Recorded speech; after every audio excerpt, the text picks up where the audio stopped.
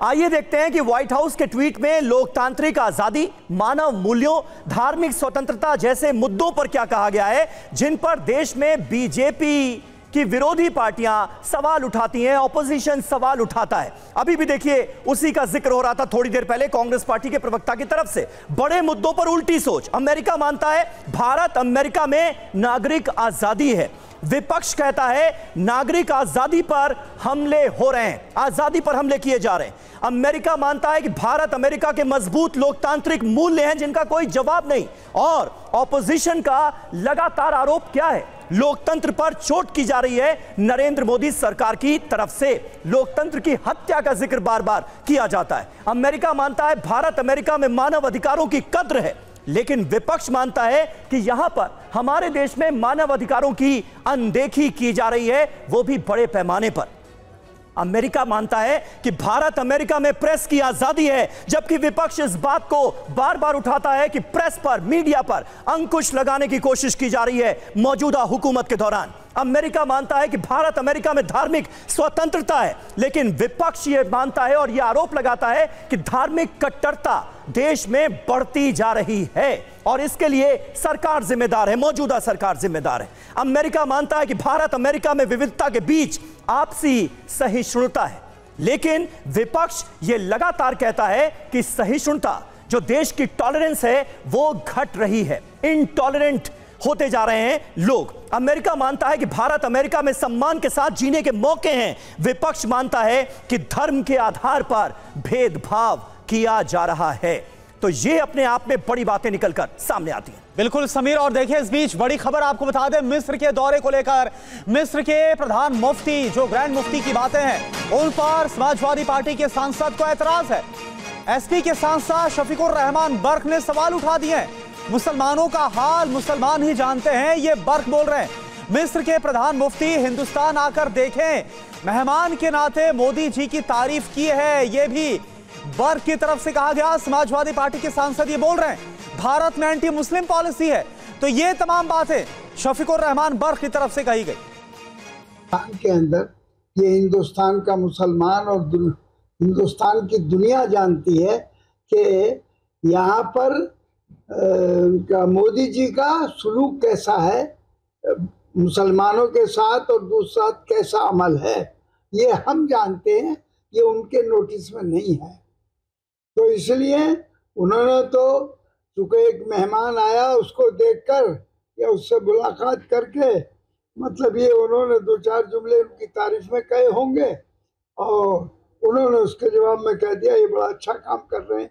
अच्छा बुरा काम करना, वो हिंदुस्तान आए और हिंदुस्तान में लोगों से मालूमात करें। तो देखिए शफीकुर रहमान बर्क साहब सवाल उठा रहे हैं। आइए मिस्र के प्रधान मुफ्ती और समाजवादी पार्टी के सांसद शफीकुर रहमान बर्क की बातों में कितना फर्क है ये आपको दिखाते हैं और उसके बाद अपने मेहमानों का रुख करते हैं। विदेश में डंका, देश में शंका क्यों, यह है सवाल मिस्र के प्रधानमंत्री मुफ्ती डॉक्टर शाकिर इब्राहिम। पीएम मोदी की नीति समावेशी है, वो सबको साथ लेकर चलते हैं, वो कहते हुए नजर आते हैं। शफीकुर रहमान बर्क क्या कह रहे हैं, मिस्र के प्रधान मुफ्ती हिंदुस्तान आकर देखें तो पता चलेगा।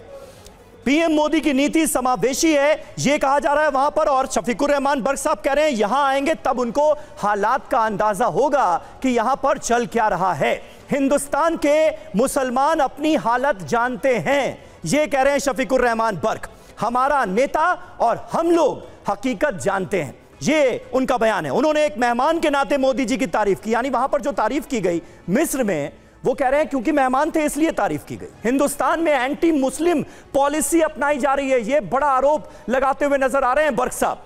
वो देखेंगे तब पता चलेगा कि मुसलमानों के साथ हिंदुस्तान में क्या सलूक किया जा रहा है, ये कहना है शफीकुर रहमान बर्क का।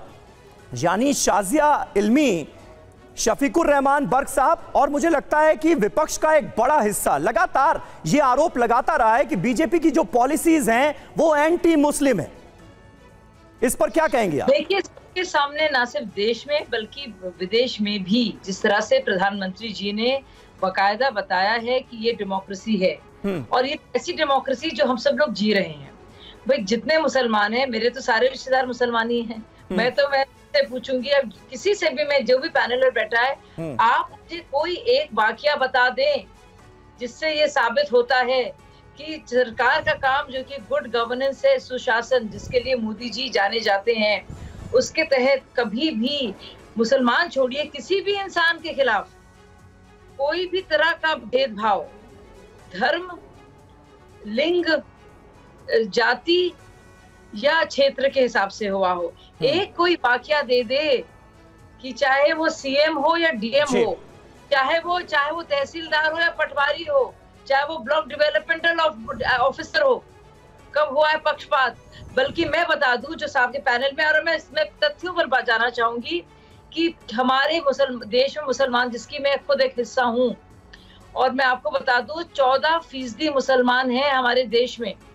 और आप देखेंगे जो लाभार्थी हैं सरकारी आवास योजना, जैसे कि केंद्रीय आवास योजना हो जिसके तहत जो स्टेट्स में है, या फिर एलपीजी योजना हो, या जो इज्जत घर हो, वो 30% से 36% उसके लाभार्थी मुसलमान हैं। मुसलमान बच्चियों का जो स्कूल का जाने का ड्रॉप आउट रेट कम हुआ है, 70% से 30% हुआ है। उसके तहत 40% से ज्यादा मुस्लिम बच्चियां स्कूल जा रही। तो ये क्या बात कर रहे हैं? नहीं, योजनाओं का तो लाभ मिल रहा है, लेकिन वक्त वक्त पर कुछ नेताओं के, कुछ हिंदुवादी संगठनों के नेताओं के बयानों को आधार बनाया जाता है और कहा यह जाता है कि इस तरह का माहौल बनाया जा रहा है, माइनॉरिटीज के खिलाफ बयान दिए जा रहे हैं, लेकिन उनके खिलाफ एक्शन नहीं लिया जाता। ये आरोप है देश के अंदर। मैं बिल्कुल, एक आखिरी बात मुझे प्लीज बोलने दीजिए। मैं ये कहना चाह रही हूँ कि ये बहुत सस्ती और गलीज सियासत है। जो मुसलमानों के और देश के मुसलमानों के हक में होगा वो ऐसी बात नहीं करेगा। वो चाहेगा कि मुसलमानों की आर्थिक हालत, सामाजिक हालत बेहतर हो। जाहिर सी बात है ये पार्टियां जो है सिर्फ और सिर्फ वोट बैंक। बिल्कुल शाज़िया, और देखिए हमारे साथ कांग्रेस से पैनलिस्ट हैं